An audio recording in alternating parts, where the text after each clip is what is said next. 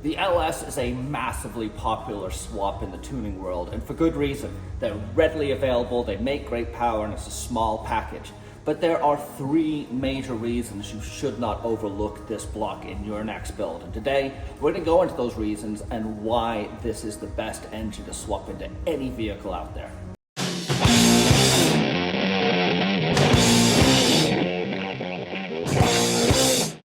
About a week ago, the K30 Blazer started making some weird noises, so I decided to pull the engine out, rebuild it, and drop a whole bunch of go-fast parts in it. I've been collecting various parts for the LS in my truck for quite a while, and when the 317 head started to make some valve noise, I thought it was a good opportunity to replace them with these new 243 heads. These are ported and polished 243 aluminum heads. They are a higher flowing and higher compression rate head than the 317. I'm pairing those with my Holley mid-rise ram. I've got my drive-by-wire throttle body, and we're gonna be dropping a Brian Tooley truck Norris cam and new lifters in there. While I'm at it, I'm replacing my cam bearings. It's gonna be my first time doing cam bearings, so that's gonna be interesting. I've got a new water pump, a new oil pump, a whole bunch of new gaskets, and what else do I have? I've got a new timing chain, new seals, new head bolts, and the rest of the stuff on this table is some of the go-fast parts I've had in there for a while. These are my 42 PSI injectors from Holley, the Holley fuel pressure regulator and pressure gauge. And then quick tip, when you are rebuilding, well, when you're doing anything, do yourself a favor and go down to Staples or Uline and pick up some bags. Every part that gets removed from the truck gets written down what it is. So these are all the valley cover bolts. So when I'm putting it back on, I know what they are. These are the bolts that came out of the cam. So I've got the cam plate, and I've got the 3 bolts for the cam up there. Exhaust manifold bolts. I can just grab something and know what I'm dealing with because everything, Jimmy wrote turbo. It's not a turbo, Jimmy. It's just naturally aspirated. But those are my intake throttle body bolts.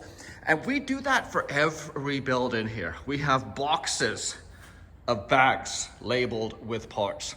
But that's an introduction to what I've got going in.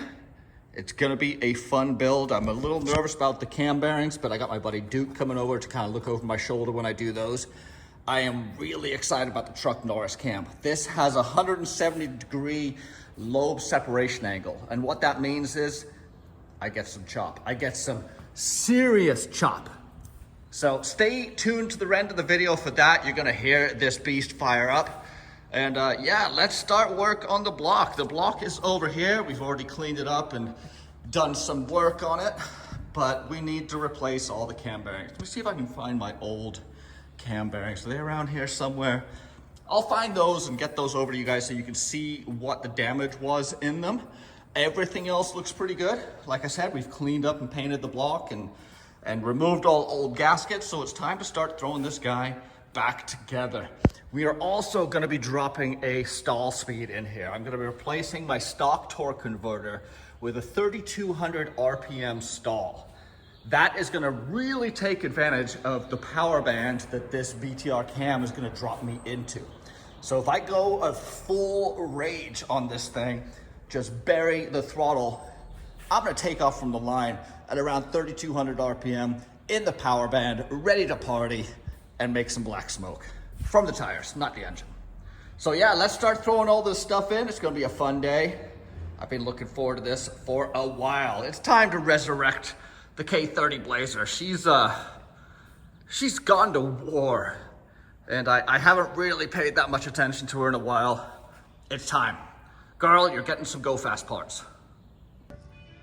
So there's been like 80 years of development into the small block. So yes, this is a small block Chevy. It is a Gen 3 small block, so it still has the same basic architecture as your old small block Chevy that came in your dad's truck. But let's talk about 3 major changes to the block architecture that kind of set it apart. One is this right here. This is called an extended skirt. Normally on the old school small blocks, this was a lot shorter, and it is this piece that adds quite a lot of rigidity to the block. Second thing we're going to talk about is the 6-bolt mains. So you got 4 on top and 1 on either side holding the main caps in. And this is something that people used to look for in a small block. They want to know if it was a 4-bolt main or a 2-bolt main. 4-bolt being the strongest and the more desirable choice. Now we've all got 6 bolts. And then the other thing that I find really, really cool, let me see if I can separate these two. You see that right there? This is called a cracked connecting rod. Not the rod isn't cracked, the actual junction is. So they forge these as one piece and then they fracture them so that when they go back together, there is more surface area and a tighter union. Look at that. You can barely even see where it was. Each one of those has a fracture line on them. And that's why we have these markings, so we know how they went back together. So this guy has the cam bearings in now. We've got the crank back in. It's running fairly smoothly. Let's take that off before I pulling it across the shop. But there we go. So that is the crank back in, apart from the rod, the caps. But I got the bearings in also. You see down the board, there's all the bearings, including the one right here. So camera's ready to go in. Yeah, rock and roll, brother. When GM launched the LS3, the market was all about redesigning the engine, basically making them more complex. We've got double overhead cams, we've got multiple timing chains, we've got incredibly complex valve trains. And while GM engineers did look into that, it was decided at the end to stick with what they brung, which is a small block Chevy with a single cam, some push rods, and a very, very simple valve train. It's that simplicity that I'm drawn to. The design just works. And by adding some of the extra features I spoke about, the skirt to the block and the 6-bolt main, some of the notorious quote unquote weak points with the original small block have been addressed and improved. And everything that we learned from that engine, from bench blows on heads to different cam sizes and durations, all of that has been poured into this block. 70 years of development, 70 years of refinement and improvement have led to a place where a naturally aspirated V8 engine without a ton of crazy parts can make 500 crank horsepower pretty easily. Those are numbers we couldn't have dreamed about years ago. And now we see them on the regular with an engine that's incredibly easy to work on. Part availability is great, and the aftermarket support is next level. 10 years of producing videos and building these trucks has taught me what works and doesn't. I'm now bringing that to you guys. If you would like a custom truck by Merricks Garage, reach out to us. Go to my website, fill out a form, give us some details about what you're looking for, and someone will reach out to you to discuss your build with you.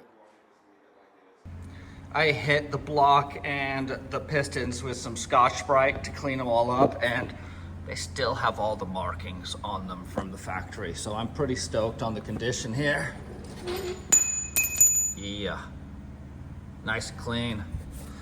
This was one of the cylinders that was running a little low on compression.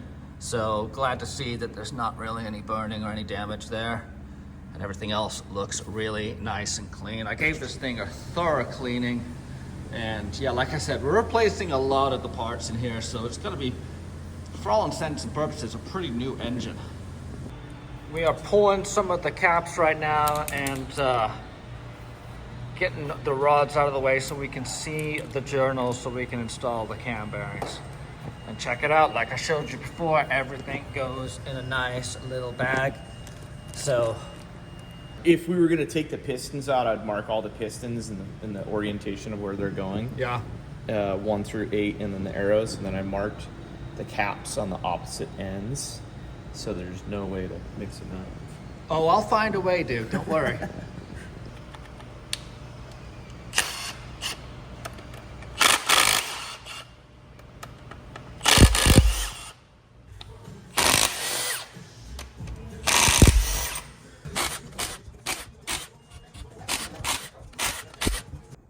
these are my old heads, and these are great heads. These are 317 heads that come on the 6-liter LQ9, and they are really sought after by the boost guys. Anyone who's running turbos likes these because they handle the compression really well.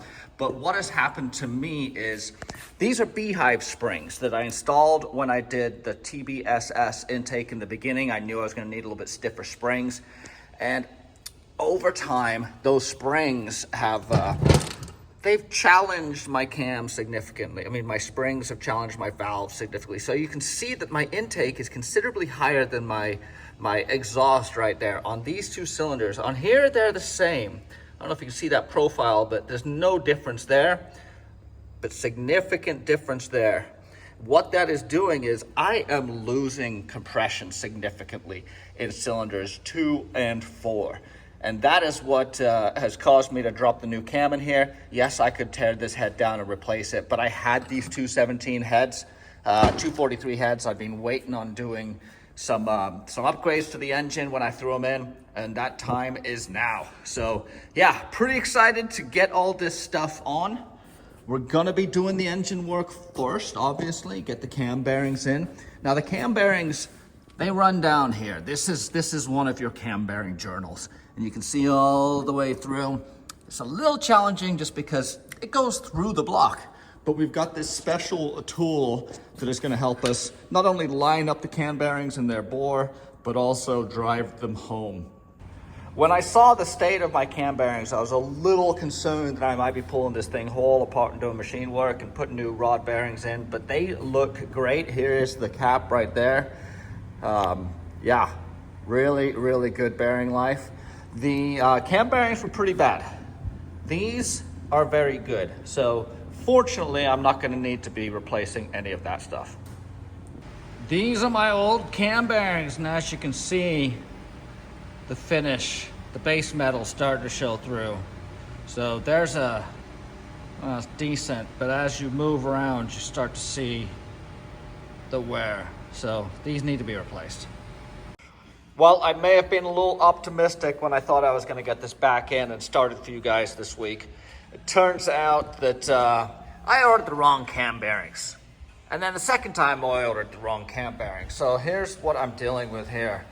This is my cam bearing, and they've apparently changed to a different cam bearing since then. So I had to track down the right ones. They are on their way, but that's just gonna give me some more time to clean this block. So we pulled the crank so we can get to the journals there for the cam bearings. That's these down, right down there. It's gonna be a lot easier to get to it without having the crank in. And also was able to confirm that the bearings do look really good, the main and the rod bearings. And so now we're just gonna clean this block thoroughly, and I thought I'd show you guys the cool little tool that my buddy dropped off to help us clean this thing efficiently. So my buddy Bert dropped off this ball crank. What is this? Oil spray gun, but I'm using it with some paint thinner, and we're just gonna use it to clean up all the ports and journals and engine. So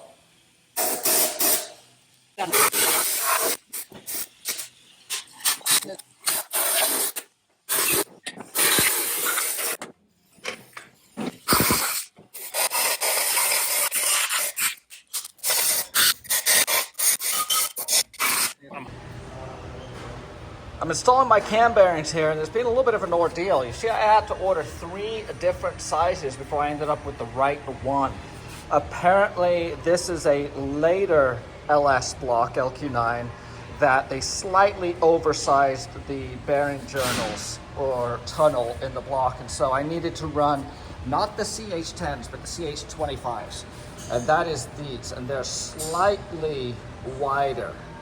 But I've got 2 in so far. You see one's right there, the other one's right there. We're gonna be putting the next one is going in down there. And this is the little tool we got to use. This is from Summit. It's got a little guide here. Let me pull it all out and I'll show you. It's actually pretty trick. Move this piston out of the way. Try to do this with one hand.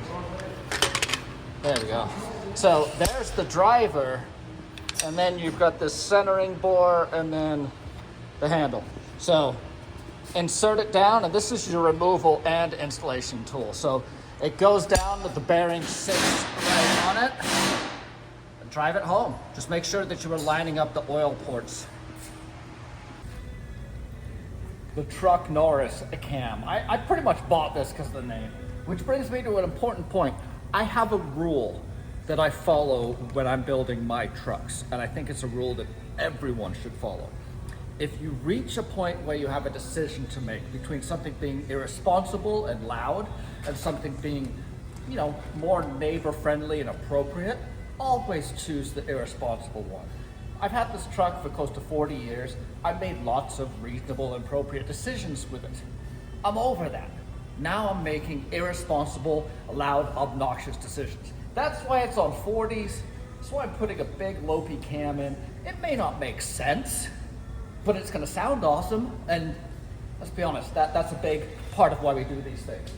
So I got the crank all back in. Everything underneath is finger tight. So we're gonna install the cam right now. Hopefully everything goes really smoothly. So I've got 5 journals to get this through, and it gets progressively more and more challenging.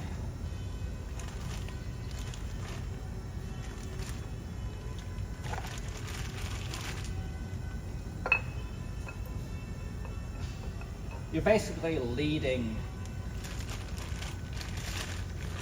the front journal all the way back. So that's when we start getting in here, we're gonna have a little bit of leverage on the cam. It's gonna make it a little bit tricky.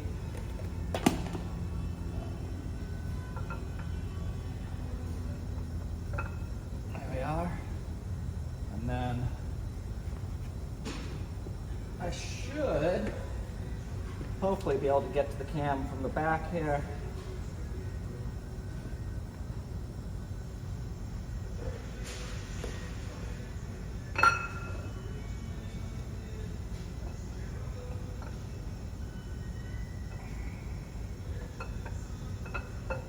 This is where people would put bolts in here to give yourself leverage, because all I've got is the outside. There we are. Cam is in there. Let's see how nicely it spins. Ooh, butter, butter. Okay, that was easy, which when something's easy, it's usually concerning because most things shouldn't be easy, but this has gone together remarkably well. Excited to get it put back together and see what the thing does. Last night I was able to get the cam in. Shout out to Chuck Norris, RIP to that guy. In his name, I'm putting in the Truck Norris cam, which is gonna give me some good lope. The cam is in, the timing chain is in, the oil pump is in, everything's being torqued. The windage tray or windage tray underneath is in. I torqued all the caps, I torqued all the rods, I torqued all the mains. And the next step is going to be dropping lifter trays in, getting lifters in, putting the heads on, and getting this thing back together. If you want to learn more about cam specs, because that's an entire animal in itself, go look at this video that I'm going to post up here. It answers a lot of questions about cams. It's got some technical, but it's just a conversation between me and my buddy. But yeah, really stoked. The engine is turning over very, very nicely. Looking forward to getting this thing put together, and in one of my next videos, we'll be putting it in the truck and hopefully doing some burnouts.